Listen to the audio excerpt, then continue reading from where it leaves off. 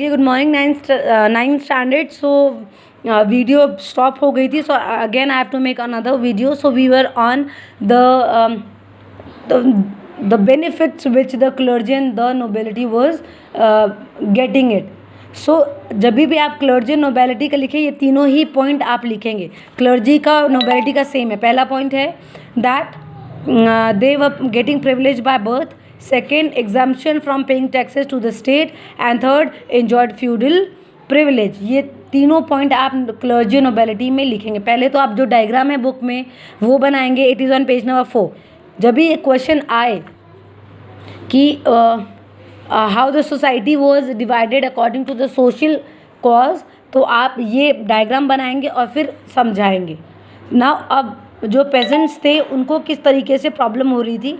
Now church people they were putting the tithes on them like they have to pay 1/10 of the agriculture produce. Clergy लोगों ने बोला कि आपको 1/3 of the जो agriculture produce है वो हमको देना पड़ेगा. Now they have to pay the direct tax, that is tally. Tally is the tax paid directly to the state. तो ये सारे क्या हैं फीचर्स ऑफ पेजेंट्स की, किस तरीके से वो क्या हो रहे थे.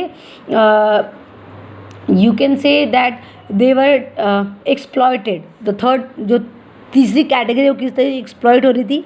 पहला, उनको 1/3 शेयर देना पड़ रहा था. सेकेंड, उनको डायरेक्ट टैक्स देना पड़ रहा था. And the burden of financial activities of the state through tax was borne by the third state alone. और जितने भी फाइनेंशियल एक्टिविटी, जितने भी बर्डन था फाइनेंशियल, पैसों का जितना भी प्रॉब्लम चल रहा था, वो सारा बर्डन कौन कम कर रहा था. The third state. They were fulfilling the burden of financing activities. So they were doing. Please read page number 4. उसमें आपको सारे पॉइंट्स मिल जाएंगे. Try to make your own notes. आप खुद की नोट्स बनाएंगे तो आपको समझ भी आएगा. प्लीज़ बुक छापने की ज़रूरत नहीं है. History is not that much boring. तो प्लीज़ थोड़ा इंटरेस्ट से पढ़िए. It is just like a story जो आप हिंदी में इंग्लिश में पढ़ते हैं. Now we are going to study the next content on page number 5, that is struggle to survive. Now how the people was how they were struggling to survive. किस तरीके से वो जीने के लिए सर्वाइव कर रहे थे, जीने के लिए स्ट्रगल कर रहे थे. सो इट वॉज ड्यूरिंग 1715, मतलब लुइस 16 से पहले का टाइम और बाद लुइस 16 के टाइम, लुइस 16 जब तक था तब का टाइम. Means 715 to 1789. 1789 में मैंने आपको बताया था फ्रेंच रेवोल्यूशन क्या हो गया था, आउटब्रेक हो गया था. लोगों ने शुरू कर दिया था रेवोल्यूशन. सो 1715 टू 1789 तक कौन सी ऐसी सिचुएशन हुई जिससे कि फ्रेंच रेवोल्यूशन होना शुरू हो गया. नाउ फ्रांस की जो पॉपुलेशन है, it was near to 23 billion.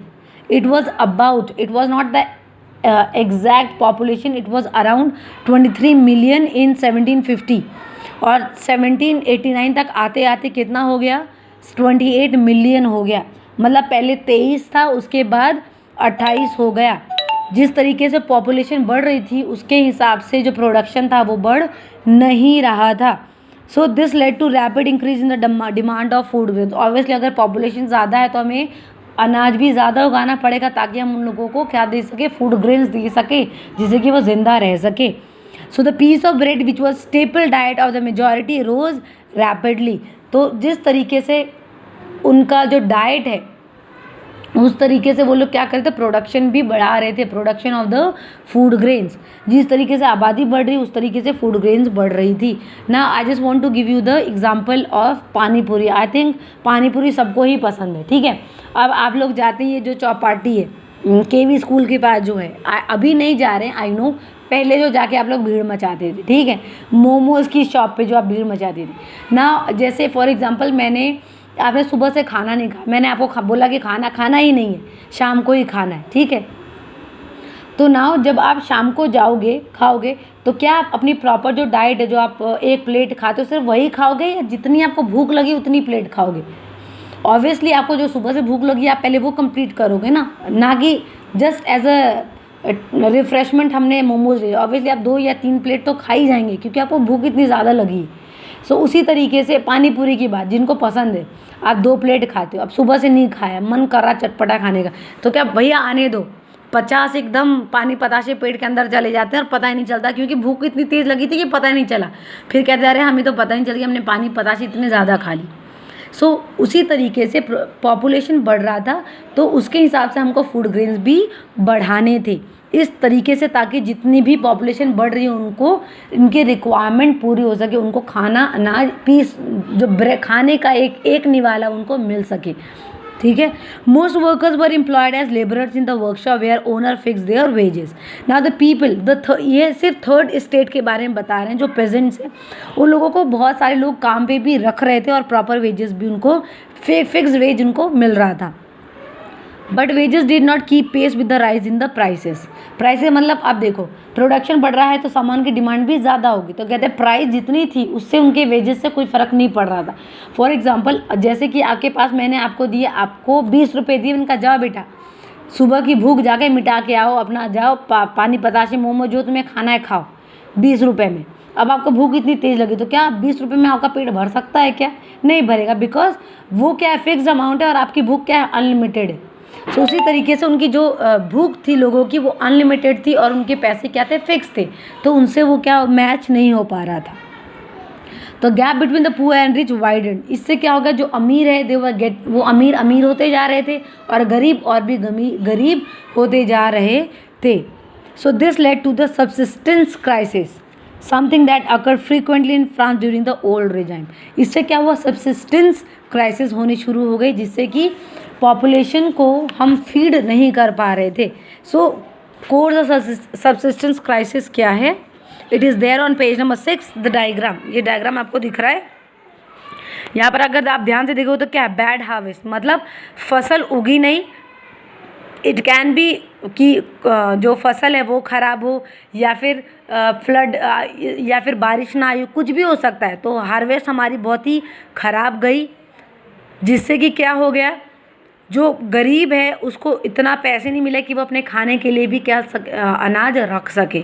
Now disease epidemic आ गए, बीमारियां फैल गई, ये सब हो गया। तो ये सब क्या है, किसके अंडर में आता है, subsistence crisis.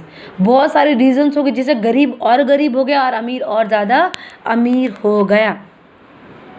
Now on page number 6 one more heading is there. After this we are going to full stop on this. A growing middle class invases an end to the privilege. Now in this time a new class was formed, that is the middle class. Now we the people, हम लोग अगर हम अपनी बात करें तो हम middle class के ही लोग हैं। अगर आप अमिताभ बच्चन का एग्जाम्पल लें, सलमान खान का लें, तो वो क्या हैं, वो they are the rich people, वो अमीर है। रतन टाटा, अंबानी का ले लेते other rich, we belong to the middle class family. और पुअर होते हैं तो आपने देखा ही होगा, poor they are everywhere on the street roads, जो सामान बेचते हैं ऑन द कार्ट, वेंडर्स जो होते हैं, हॉकर्स जो होते हैं, they are the poor people. So इस तरीके से हमारी सोसाइटी डिवाइडेड है, rich, middle and the poor. So इस टाइम में एक न्यू क्लास इमर्ज हुई, they were the middle class. So the revolt against increasing taxes and the food security lacked the means, the programs. Now the people have revolt against the increasing taxes and the food security. लोगों ने बहुत सारा revolt start किए कि भैया taxes आप इतने क्यों बढ़ा रहे हो, फूड की कमी हो रही, बहुत सारे किया, but they were not have the sources जिससे कि ये क्या सब बहुत बड़ा एक बड़े स्केल पे जा सके. फॉर एग्जांपल अभी आप टीवी में देखोगे जो सुशांत का है और एनसीबी है, ड्रग्स वगैरह जो चल रहा है, अगर मीडिया नहीं होती, सोशल मीडिया नहीं होती तो क्या हमको इतना कुछ पता चल पाता क्या? No. So at that time no media was there, तो जो उनके प्रोग्राम्स है वो लार्ज स्केल तक नहीं चल सके. सो वो उस टाइम पे जो 1770 की बात हो रही है, 1715 की बात हो रही है, उस तक क्या हो गया, वो बड़ा एक इशू नहीं बन पाया because there no media sources at that time. So the third state who had became prosperous and had access to education and new ideas. The 18th century. Now we are talking about 18th century. The emerge of new social group termed as middle class. 18th century में एक new class formed हुई, they were called as middle class, जो कि who earned their wealth through an expanding overseas trade. इस class में वो लोग आते थे जो ट्रेड करते थे, जो सामान बनाते थे, जो वुलन टेक्सटाइल्स में काम करते थे, प्रोफेशंस, लॉयर हो गए, एडमिनिस्ट्रेटिव ऑफिशियल्स हो गए, ये सारे के सारे किस में आते थे? थर्ड स्टेट में। तो ये वो लोग थे जो क्या करते थे? ट्रेड, इंपोर्ट एक्सपोर्ट करके पैसे कमाते थे। तो they were not more rich, they were not poor. वो उस क्लास में थे जहाँ पे उनको हम अमीर भी नहीं कह सकते और गरीब भी नहीं कह सकते, बट हम कह सकते कि वो इस स्टेट में थे कि वो अपनी लाइवलीहुड चला सके। तो थर्ड स्टेट में कौन कौन से लोग आते थे? Professionals, lawyers, administrative officials, traders, manufacturers, ये सारे के सारे थर्ड स्टेट में आते थे। तो all these were educated and believe no groups in the society. Obviously एक एजुकेशन ही है जिससे कि आप डिटरमाइन कर सकते हैं कि that the society should not be divided into different groups, because if you divide the groups there will be disunity among the people. अगर हम ग्रुप डिवाइड कर देते हैं तो उसमें क्या होता है? डिसयूनिटी क्रिएट हो जाती है। तो लोगों ने बोला कि no, there should be no group, no society should be grouped according to their birth. जन्म से आप किसी को नहीं बता सकते कि ये अच्छा, ये अमीर है और ये गरीब है। I think let's say that on the merit of, on the basis of merit they should categorize, कि किसने क्या काम किया उसके बेसिस पे हमको कैटेगराइज करना। फॉर एग्जांपल क्लास में आप किसी को भी मॉनिटर नहीं बना सकते। मॉनिटर को बनाने के लिए भी there are different skills, like he should be disciplined, he should be good in education, he should be punctual, he should have a quality of leadership। ये सारे स्किल्स होते हैं, तभी हम एक मॉनिटर को चूज़ करते हैं। तो उसी तरीके से आप एक मेरिट के बेसिस पे इस सोसाइटी को डिवाइड करो, नॉट बाय द बर्थ। ऐसा नहीं कि जो चर्च में पैदा, जो चर्च के लोग हैं वो पैदा हो रहे हैं, और जो फॉर एग्जांपल जो राजा है उसका बेटा भले ही क्यों नालायक क्यों ना, वो राजा ही बनेगा। No, it should not be there. अगर वो उसके अंदर कैपेबिलिटी नहीं है then it should not be the raja. I think there should be proper election should be there so that we can choose the king. तो they have said, the third class have said that the society should be divided according to the merit, not on the basis of the birth. So the society based on freedom and equal laws, opportunities for all were put forward by the philosophers such as John Locke and Jean Jacobs Roche.